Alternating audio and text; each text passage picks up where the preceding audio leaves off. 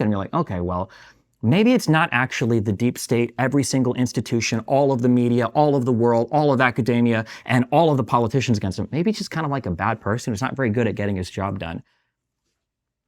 This is, it's like you live in an alternate universe. Watch as Destiny gets absolutely schooled in this debate with Dr. Sebastian Gorka. Destiny thought that he could hypnotize Gorka by swiveling his jaw back and forth, get Gorka into a trance, completely distracting him, but it didn't work, as you'll see in this clip. Wall when you had the chance. We tried to, and we were stymied consistently. You know what President Trump had to do? This is the insanity.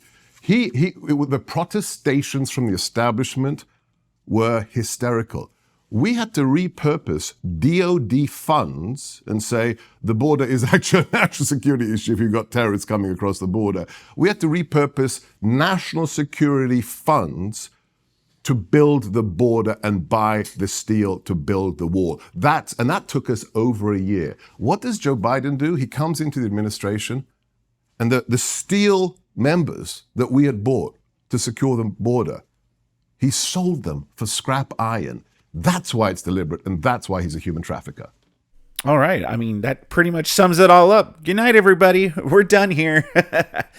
But no, honestly, look, we all know Destiny's going to come up with some freaking wacky response. So let's see what Destiny has to say. The talking points are funny. I think it's really funny. I think if you're listening to this in video form, I think you should rewind because I think Seb accidentally gave away part of the plot. It's funny because you described that border bill and you said that it allows 5,000 illegal immigrants to come in a day. Minimum? Wrong. That was the maximum cap. No. One of the issues that we face, I did, sir. I did read it. Let me finish. I did read it. You should read it as well. No, I did read it.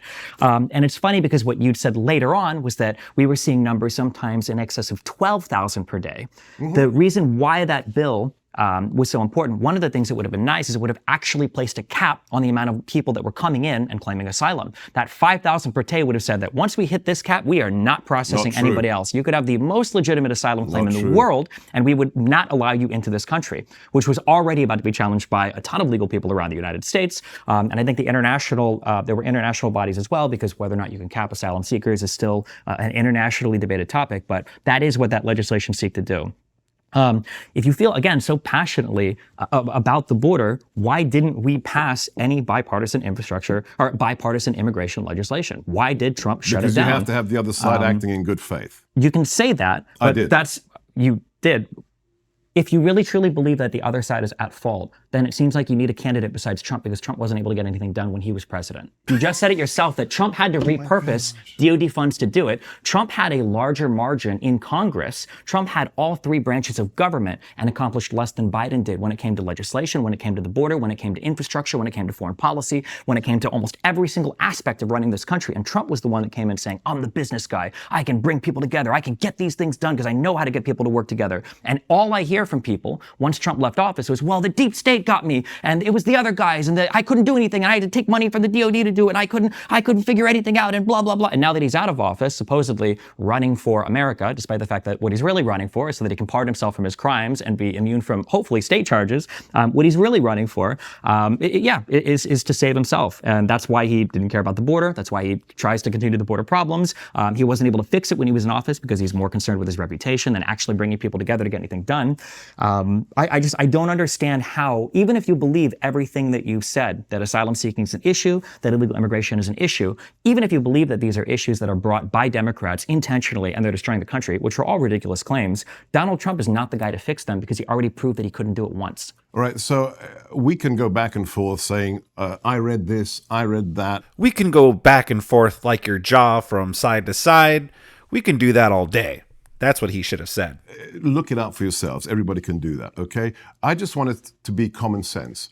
Does anybody with a straight face have the capacity to say, yeah, the Democrats are strong on the border and immigration and Trump isn't? I mean, it beggars belief. It's risible. It's risible. That's one of the weaker points Stephen made, but I think a very strong point that he made right at the end, and the one I'd like to hear you answer is, Donald Trump, you say, didn't build the wall because there was a lack of support from the other side. They were not acting in good faith. Okay. Well, you think there's going to be more good faith after he gets elected, let's say, in 2024? Right. I'm not sure it's the good faith that's the problem. He seems to paint President Trump. No, you said this earlier. No, but let me just unpack it in terms of what's possible and what isn't. I said this when I was in the White House. I said it after I left the White House. Donald Trump won the election despite the GOP, not thanks to the GOP. I mean, this is the oddity. I mean, this is what Americans forget, and I find it funny that I have to, remind Americans who were born here, unlike me, a legal immigrant, that Donald Trump, the American people did something utterly historic in 2016. Because prior to that, every chief executive, from George Washington to Obama, was from the same class. They were either senators, congressmen, governors, or retired four-star generals. Every single one, from George Washington to Obama. Then what did the American people do in 2016? They say, we've had it with the swamp, the establishment, the rhinos, the Democrats. They elect a man who's never run for any office, not county dog catcher, a guy who has no political background, and they say, F you to the establishment, we want him. That's actually historic. Now, that's what the president had to compete with. When we walked into the White House on January 21st, I said this publicly back then, there were less than 20 of us in senior positions like myself who were actually America First and MAGA, right? Because it was an insurgency, it was a political insurgency. The establishment hated President Trump. We had people inside the building who were actively subverting him, even his former chief of staff. That will not happen in a second Trump administration because the president understands what Reagan taught us. Personnel is policy. We can't have, people betraying the will of the American voter inside the wire, inside the building.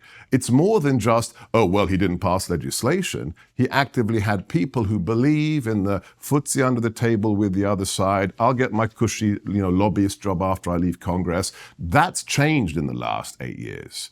The Republican Party now is MAGA, is America First. There's a few holdouts and rhinos who are leaving like Mitt Romney, but the situation for getting even more stuff fixed is much brighter than it was when we walked in 2016. I mean, yeah, pretty much. Donald Trump didn't realize how deep this swamp was when he first became president. But now he doesn't have to deal with all the rhinos, just like Sebastian Gorka said. And I think that's a lesson that he learned going into his current presidency. But I mean, we all know this. Like, Destiny knows this. I don't know. Destiny just likes to troll. He just likes to gaslight and lie and just be a contrarian because he knows that Trump had a lot of opposition against him. He would probably justify it saying, why wouldn't you oppose the guy that is racist and wants to build the border wall and blah, blah, blah, blah, blah. Like, he would probably justify it somehow. So let's cut the crap. Like, we all know Donald Trump had opposition. But what do you guys think about that? Sound off in the comment section below. Smash that like button. You'll be helping me out a lot. Let's continue. Populism usually takes a pretty predictable route where people are frustrated with a set of circumstances, which, to be fair, there's a lot of things to be frustrated about. And what you do is you turn to a strong man who promises to deliver you from all of your evils, to deliver you from the pain and the suffering of whatever around you, because he's the one source of truth, the one source of goodness, the one guy that can get the job done. That's what Donald Trump sold himself as when he came into office. And like every populist, he came in, he overpromised, and he underdelivered. Trump failed on every single conceivable metric when it came to being a president. Look at Gorka's reaction. I mean, at this point, he's probably wondering, who the hell is this guy? Why am I here? Why am I wasting my time? That's what I would be thinking if I was Gorka. I'd be like, I hope I hope they get paid for this. And I hope Gorka's getting paid pretty well here. Gorka's getting underpaid, and Destiny, he's overpaid. And I will admit, he is very funny. He's very funny. He's got good stage presence, and he can work a crowd.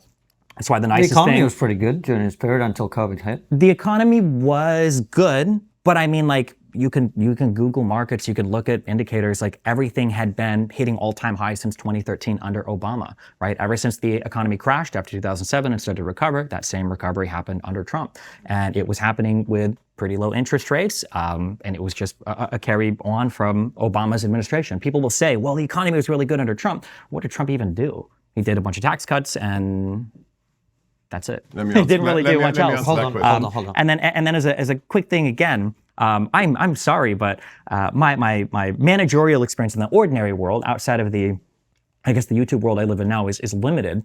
But I was a supervisor in a restaurant. If I was given a shift and all my tables were dirty, and my manager comes in and she sees my restaurant, it's my ass. I'm in trouble. I can't say like, well, these employees were working against me and these guys didn't show up and these guys didn't call in. She said, okay, well, you're getting paid the big bucks. It's your responsibility. You're the leader there, right?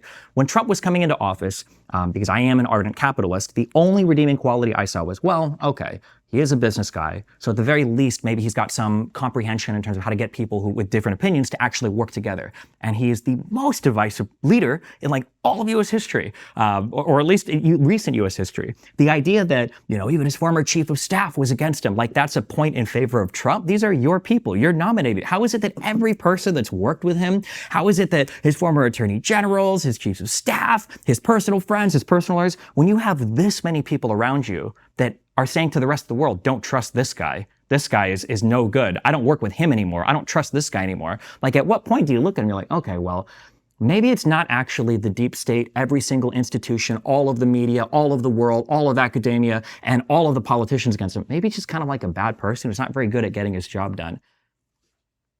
It's like you live in an alternate universe. I know you're on YouTube and that those are your qualifications. But we're all on YouTube, Seb. No, I'm not. No, I'm not. So this idea that he failed at everything. Yeah, that's a great description of Joe Biden, from mortgage rates to inflation to the price of energy to surrendering in Kabul to the invasion of Ukraine to October the 7th. Yeah, massive successes in the last 3.5 years. Let's talk about my bailiwick. Let's talk about national security. We had been told by our predecessor, Obama, that ISIS, quote, is a threat we just have to get to learn to live with. Can't be solved, we're just going to live with it. When we came into the White House, President Trump got the lawyers out of the way and unleashed JSOC and Delta Force. Within 5 months, the caliphate of ISIS was gone, kaput. China, we initiated a trade war with China. We facilitated the rise of NATO to such an extent that under President Trump's presidency, defense spending shot up by $400 billion inside NATO. The guy who was going to destroy it actually saved it. Then we look at, the Middle East, 5 peace accords in less than 4 years. These are meant to be failures for us. Let's look at the international environment. Under Obama, Ukraine, Crimea, taken. Under Biden, again, a second invasion, hundreds of thousands of Ukrainians and Russians dead. The largest loss of Jewish life since the Holocaust in Israel, and then the absolute surrender and betrayal of the Afghan people in a withdrawal that made Saigon look like a small incident. These are supposed to be the successes. And as to this, he's the most divisive. It's so peculiar, but I find it incapable, I find it impossible to remember my former boss giving speeches in front of iconic locales such as Independence Hall in Philadelphia, bathed in red fascistic light, with Marines flanking him, labeling half of America extremists and fascists, and preaching to us about white supremacy in his State of the Union address. That really brings us together. This is the man who told us, Biden said on his inauguration, I'm going to bring you together by calling half the nation white supremacists, when the real racist problem in America are the Democrats on the campuses saying death to America, from the river to the sea if you're Jewish. That's the left today. Radicals who hate America. I go back to my original point. And then this strange idea of populism, using this label as a smear, some kind of pejorative. I don't know. I remember the good old days where if you had the popular support of the people, that was a good thing. I don't like the elites. They stink. They're corrupt. But a guy comes along who has popular support. No, the elites will decide. Just like Sam Harris destroyed himself on your podcast when he said, I don't care if Hunter Biden had dead children in his basement. The plot against Donald Trump and the election in 2020 was, quote, justified. That's the left. That's the other side. Those are the divisive people. That's who Sam Harris is. I did a video recently where Sam Harris was on the Club Random podcast with Bill Maher, And I was like, Sam Harris. Why does that name sound familiar? Sam Harris? That's who Sam Harris is? The guy who says, I don't care if he had bodies in the basement, if Biden had bodies, or if Hunter Biden had bodies in his basement or whatever, or kids in his basement. That's who Sam Harris is? Oh my gosh. Yeah, that was a stupid statement. That was ridiculous. That shows the height of TDS. Listen, Sebastian Gorka, I think he did a phenomenal job here. I don't know. There are just some people who are going to live in reality like Sebastian Gorka, and there are other people that are like Destiny, that are just going to deny because they have their own motives. Either they have TDS or they're shills and they have an audience to promote to, spouting lefty talking points. And Sebastian Gorka, I would even say it's just right wing. It's just reality. It's just how it was. Like Destiny is sitting here saying, well, Donald Trump did nothing good. And Gorka is like, well, no. And he brings up examples of what he did well, which, yeah. Like, no one's going to say Donald Trump did an amazing, excellent job, the perfect job, but he did do a good job. And if anyone who denies it, they just have TDS or they're just a Democrat shill. There's no other way about it. But what do you guys think about this? Sound off in the comment section below. Subscribe to my channel if you enjoy today's content. If you did enjoy today's content, if you like seeing Destiny make a fool out of himself, I urge you to check out the playlist I got on the screen that you could binge. Just try not to get hypnotized by his swiveling jaw.